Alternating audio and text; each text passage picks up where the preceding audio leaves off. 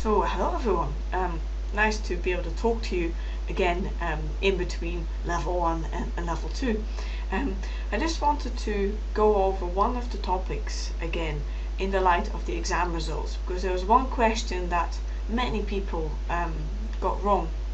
That was a question about confounding variables, and that's a really important concept to be able to grasp as you move on into level 2, level 3, level 4. So I thought I would just give you just a wee mini lecture on confounding variables, eagles, crows and rabbits, and you'll find out more about that. And I'm going to do that using several examples and then distill the bigger picture out of that. So let's look at one example.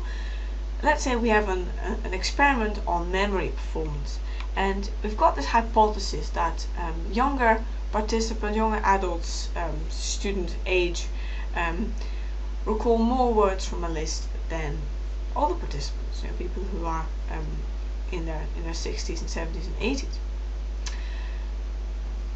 Now, the way we're going to recruit participants is older participants in the student age range. We're going to target them after their 4 o'clock lecture because they're all there and they may want to participate in return for a coffee, I don't know.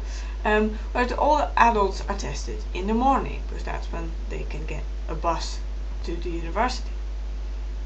So that's the setup, and we're just going to give them a list of words to remember and see how many they can recall. Now we find in this study, and mind you, this is not a real study, this is made up, there's no support for the hypothesis. There was actually no significant difference between the two groups. So why would that be? There should be alarm bells ringing in your head. Is there perhaps in this experiment a confounding variable? Yes, there is. There are actually two.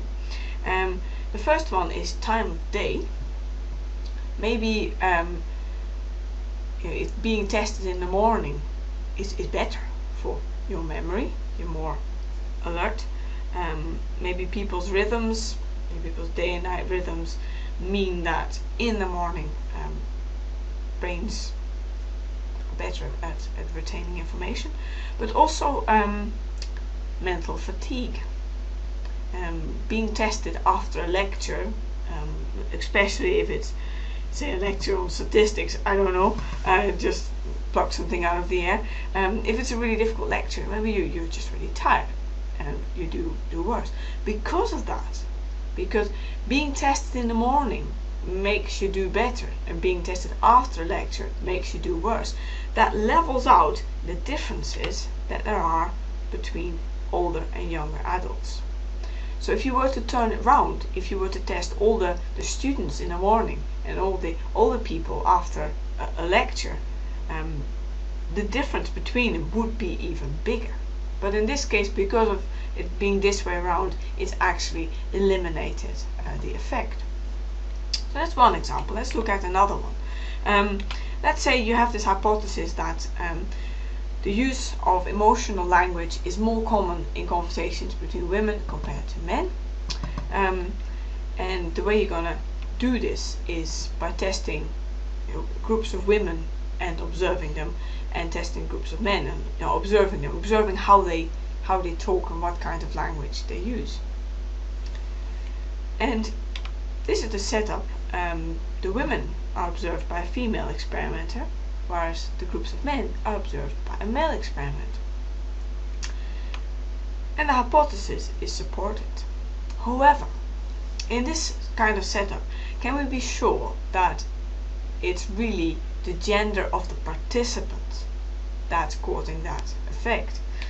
I would say there is a very strong confounding variable here, because the gender of the experimenter is different in each condition, and it's quite likely that a female observer would be more in tune with the way the people of her own gender speak, so you might be able to pick it up more easily. So it is a confounding variable in this case. Third example. This is actually a study that I have done in part myself with one of my thesis students. that was actually great fun. Participants enjoyed it too. The effects of sweets on likability, because there's this metaphor. Isn't she a sweetie? Isn't he a sweetie? It's about using our perceptions of taste to say something about personality. We do that a lot. So our hypothesis was that people will like each other more in a cooperative task when they're given sweets to nibble on during this task, compared to when they're being given crisps. So how do we do this? How do we set this up? So we ask people to come at a certain time. So we can have maybe 10 people at any one time. The way we allocate them to conditions is as follows. First person to arrive goes into the sweet condition. Second person goes into the crisp condition until we've got enough in each group, and then we start the experiment. So in each condition, what they have to do is build a fort out of some irregular shapes, and they have to do that together while they eat either crisps or sweets. And how much they like each other is then measured by asking them to complete a rating scale for each member in their team. And the hypothesis was supported. People like each other more when they're completing a task and eating sweets at the same time. In this case, is there a confounding variable? What do you think? Most people, just going by the exam results, would say that there is a confounding variable, and they would say it's people's natural likability. Some people in the group you're naturally not going to get on with, and whether you eat sweets or crisps, it's not going to change that. And people say that is a confounding variable, but it's not. And here we have the crucial difference between what is and what is not a confounding variable. So the defining feature of a confounding variable is that, well, there are different ways of putting it, and I've put these different ways here. Maybe one of those ways of putting it resonates with you. A confounding variable varies in the same way as one of your experimental variables. Another way of saying that is that it behaves just like an independent variable. It's an independent variable that you didn't intend to be there. Or another way of putting it is that it varies along with your experimental conditions. So in these examples, we saw that time of day varies with age condition. Or the older people were tested in the morning, or the younger people were tested late in the afternoon. So you don't know, is it time of day or is it age that influences your memory. Also, having had a lecture in that example varied along with the age condition. All the younger people have had a lecture, or the older people have not had a lecture. So is it age, or is it the fact that you've had a lecture that influences your memory performance? And in the second example, it was the gender of the experimenter that varied per condition. So all the female participants were observed by the female experimenter. All the male participants were observed by the male participants were observed by the male observer. So is it the gender of the participant, or is it the gender of the experimenter that actually influences the experimental results? Another way of putting it is confounding variable refers to systematic variability, not random variability. And that's what we saw in the third example. Natural likability of the people in the group didn't actually vary according to crisp or sweet conditions, because we allocated them at random. The first person went into the sweet condition, the second person went into the crisp condition. We would assume that people's all the likable people and the non-likable people would be evenly distributed. So it's not a systematic variability that can influence your results.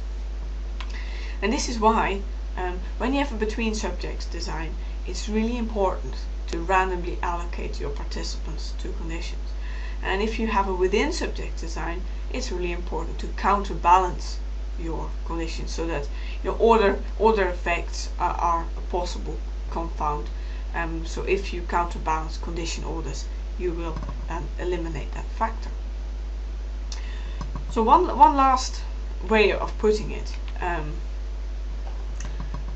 just to reinforce it, and I like birds a lot, as you'll find out next year. Hypothesis: rabbits are scared of eagles. So you have a condition, or you have an independent variable, which is eagle present versus eagle absent. So this is what happens when you present a rabbit with an eagle. You get one frightened rabbit. But just imagine it's a special kind of eagle. This eagle, it is being hijacked by a crow. This is a real photograph, it's not Photoshop, it's actually a crow that liked to ride piggyback on an eagle's back. So in this case, the crow is a confounding variable, because it's always there when the eagle is there. He always does it. So we don't know whether this rabbit is scared because he sees an eagle, or whether he's scared because he sees the crow. The two are inseparable, and that's the defining feature of a confounding variable. So I hope this has helped you. I hope you'll never forget this example. And if you want to ask any questions about it, then feel free to email me. I'm just here most of the summer, so feel free to drop by as well. But I'm going to move office, I might mention that as well at the same time. In about a week's time, you can find me on the 2nd floor in room S8. So I'll see you there, and have a great summer.